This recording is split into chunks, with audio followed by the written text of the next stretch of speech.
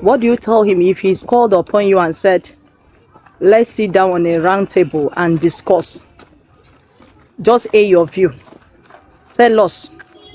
Let's talk one-on-one. Let's voice out our mind.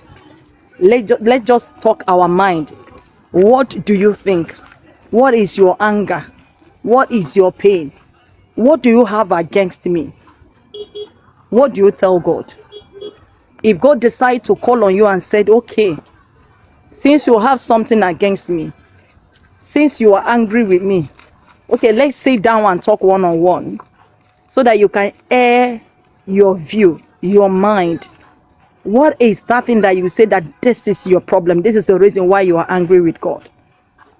What is that you are going to tell him and say, God, is because of this thing, because you have failed to do this thing to me. That is why I've been angry. That is why I've not been meeting up. That is why I've been disobeying you.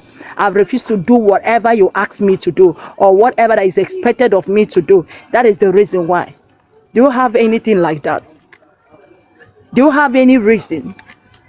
What will you tell him? You don't have any reason, dear friends. For whatsoever excuse, whatever you think that is the excuse, is not enough excuse for whatever thing you're doing.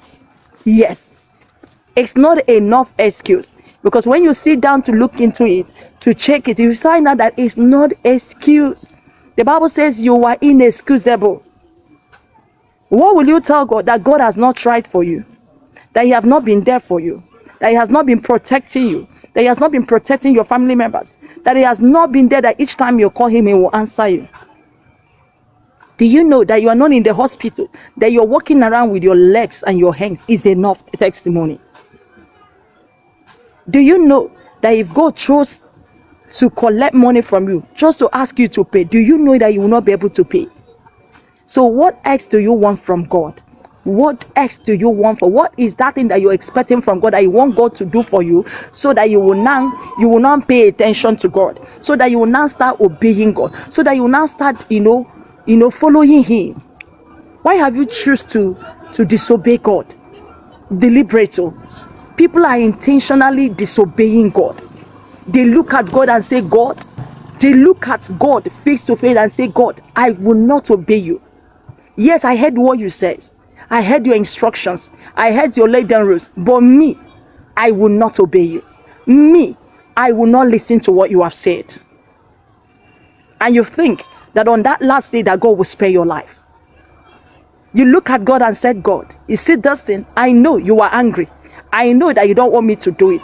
I know you have warned me that there is a penalty. But then I will still go ahead and do it. I will still go against your word and do your worst. That is what you're saying. You might not literally say, God, do your worst, but your action is telling God, God, do your worst. And I tell you something, God will definitely do his worst.